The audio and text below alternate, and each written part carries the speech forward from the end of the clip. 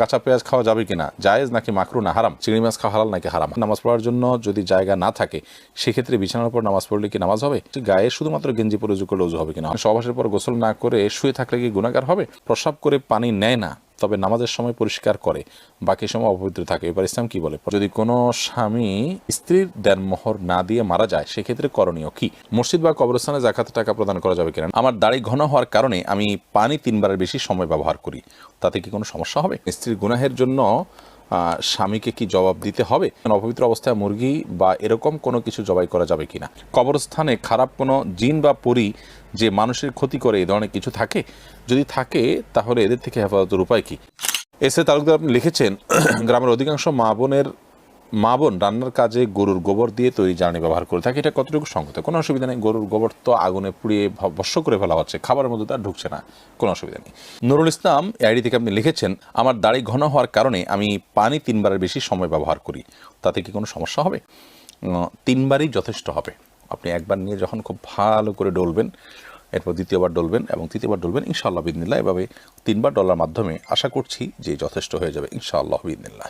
এমদাদুল হক লিখেছেন গাছের মেহেদি কি পায়ে দেওয়া যাবে কি না, যাবে, কোনো অসুবিধা নেই, মেহেদি তো গাছেই ধরে, অতএব মেহেদি তো পায়ে দিতে পারে না, অনেকে মনে করেন যে মেহেদি যেহেতু চুল বা দাড়িতে ব্যবহার করতে হয় তবে এটা পায়ে দেওয়া যাবে না, তাদের ধারণা ভুল, কারণ চুল বা দাড়িতে তো আমরা তেলও লাগাই, তাহলে সেটাকে আমরা পায়ে দিতে পারবো না।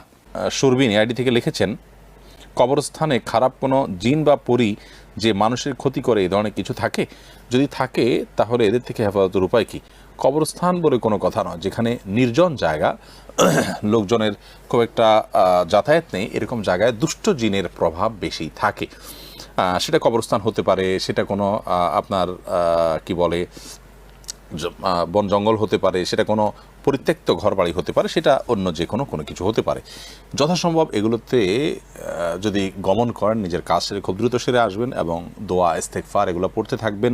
জসিমউদ্দিন আপনি লিখেছেন রাসূলুল্লাহ সাল্লাল্লাহু আলাইহি ওয়াসাল্লামের নাম শুনে আঙ্গুল চুমু খেয়ে চোখ মোছার হুকুম কি, নবী করিম সাল্লাল্লাহু আলাইহি ওয়াসাল্লামের নাম শুনলে দ্রুত পাঠ করতে হয়, তার নাম শুনলে আঙ্গুল চুমু খেয়ে সে আঙ্গুল চোখ মোছার কোনো নির্দেশনা রাসূল আকরাম সাল্লাল্লাহু আলাইহি ওয়াসাল্লাম দিয়ে যাননি, তিনি তার নাম শুনলে কী করতে হবে সেটা আমাদেরকে বলে দিয়েছেন, তিনি দিনকে পূর্ণাঙ্গ করে দিয়েছেন, এরপরে আবার নতুন করে তার নাম শুনলে নতুন কোনো কর্মসূচি আমরা যোগ করলে, কোনো কাজ যোগ করলে, যুক্ত করলে সেটার কোনো দলিল না থাকলে সেটা বেদায়াতে পরিগণিত হবে। এমনি শাহিন আপনি লিখেছেন পশু বিসমিল্লাহ আল্লাহু আকবার বলে জবে করলে যদি গলা 2 ভাগ হয়ে যায় তাহলে কি খাওয়া জায়েজ হবে, জায়েজ হবে, কোনো অসুবিধা নেই, আমাদের অনেকে মনে করেন যে 2 ভাগ হলে খাওয়া জায়েজ নয়, এরকম সঠিক নয়, তবে হ্যাঁ ইচ্ছাকৃতভাবে 2 ভাগ করা জায়েজ নয় এবং সুন্নাহ নয়।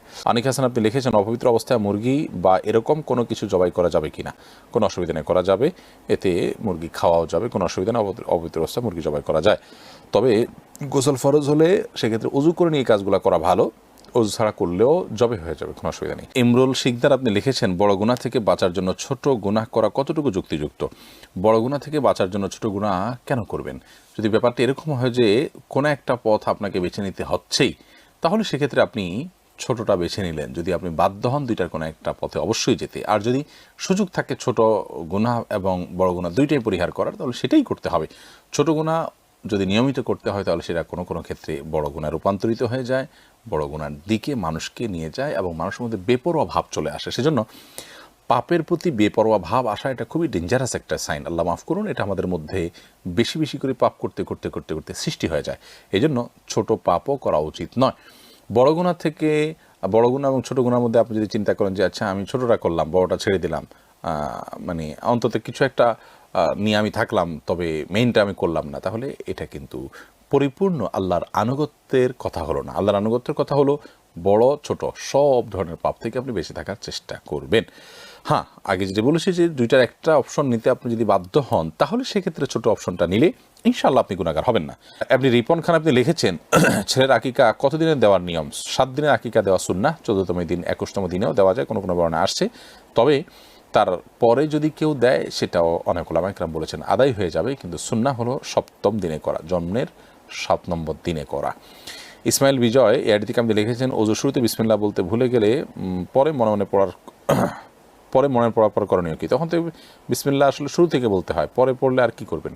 এর জন্য বিশেষ কোনো কারণে ভাত খাওয়ার শুরুতে বা খাবার খাওয়ার শুরুতে বিসমিল্লাহ ভুলে গেলে বিসমিল্লাহি আউয়ালহু আখিরাহু এরকম বলার শিক্ষা হাদিসে আছে। ওযুর ক্ষেত্রে এরকম কোনো বিশেষ নির্দেশনা আমার জানা নেই, যার কারণে বিসমিল্লাহ যদি পড়ে বলতে চান যখন মনে আসবে তখন পড়ে নিতে পারেন। রেজওয়ান আহমেদ শুভ আপনি লিখেছেন, স্ত্রীর গুনাহের জন্য স্বামীকে কি জবাব দিতে হবে? স্ত্রীর গুনাহের জন্য স্বামীকে জবাবদিহি করতে হবে যদি সেখানে স্বামীর কোনো প্রকার ত্রুটি থাকে, স্বামীর কোনো প্রকার বিচ্যুতি থাকে, কোনো প্রকার গাফিলতি থাকে। আর যদি স্বামীর কোনো গাফিলতি না থাকে বা এখানে স্বামীর আসলে বিশেষ কোনো কারণে এটা একান্তই তার ব্যাপার, তাহলে সেজন্য স্বামী জবাবদিহি করতে হবে না। স্বামী অ্যাজ এ অভিভাবক তার কারণে যদি স্ত্রী পাপের দিকে যায়, তাহলে সেটার জন্য তিনি যেহেতু দায়ী, তিনি যেহেতু কারণের ভূমিকা পালন করেছেন বা তার মাধ্যমে হয়েছে, এই জন্য তিনি অবশ্যই জবাবদিহি করতে হবে যদি এরকম হয়। যেমন ধরুন স্ত্রী বেপর্দায় চলে, স্বামী তাকে বেপর্দা চলতে উৎসাহিত করে বা স্বামী পছন্দ করে, এরকম যদি হয় তাহলে স্বামীও গুনাহগার হবেন, স্ত্রী তো গুনাহগার হবেনি। আর যদি তিনি নিজে কোনো গুনাহ করেন যে গুনাহতে স্বামী সন্তুষ্ট নন, পরবর্তীতে বিরত থাকার চেষ্টাও করেছেন, তাহলে সেক্ষেত্রে স্বামীর কোনো দায় নেই। হারিয়া তাসিন আপনি লিখেছেন, মসজিদ বা কবরস্থানে জাকাতের টাকা প্রদান করা যাবে কিনা? না, মসজিদ বা কবরস্থানে জাকাতের টাকা দেওয়া যাবে না।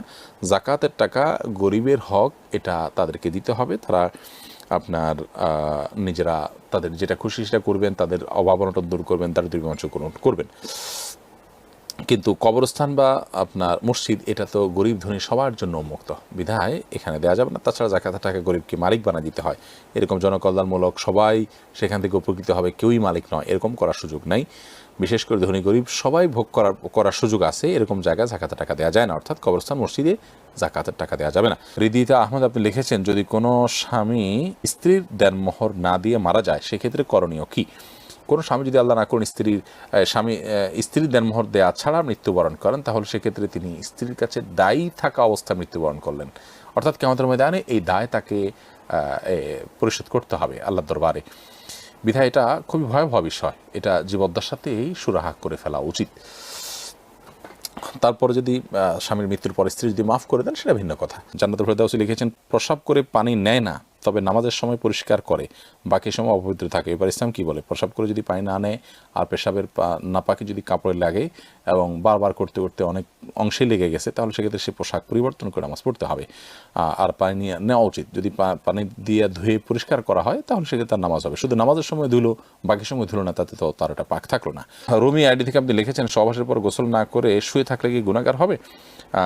শুয়ে থাকাটা অনুত্তম, এতে কোনো বড় গুনাহ হবে না, কিন্তু উত্তম হলো গোসল ফরজ হলে অজু করে তারপর শোয়া। রাহিম এসকে লিখেছেন, আমি ইন্ডিয়া থেকে বলছি, গায়ে শুধুমাত্র গেঞ্জি পরে অজু করলে অজু হবে কিনা? হবে, কোনো অসুবিধা নেই। মেঘকন্যা লিখেছেন, নামাজ পড়ার জন্য যদি জায়গা না থাকে সেক্ষেত্রে বিছানার উপর নামাজ পড়লে কি নামাজ হবে? জায়গা না থাকলে বিছানার উপর নামাজ পড়বেন, কোনো অসুবিধা নেই। যদি একেবারে চেহারা ফুল ডেবে না যায়, মোটামুটি হার্ট থাকে, যে আপনি স্থির থাকে, তাহলে সেক্ষেত্রে পাক থাকলে নামাজ পড়তে পারেন। তামিম আহমেদ আপনি লিখেছেন, চিংড়ি মাছ খাওয়া হালাল নাকি হারাম? হালাল, এটা হারাম হওয়ার কোনো কারণ নেই। আকরাম সর্দার আপনি লিখেছেন, কাঁচা পেঁয়াজ খাওয়া যাবে কিনা, জায়েজ নাকি মাকরু না হারাম? কাঁচা পেঁয়াজ খাওয়া জায়েজ, তবে মসজিদে যাওয়ার আগে কাঁচা পেঁয়াজ খেয়ে যাওয়া এটা মাকরু, কারণ তখন সেই দুর্গন্ধে ফেরেশতাদের কষ্ট হয়, মানুষের কষ্ট হয়।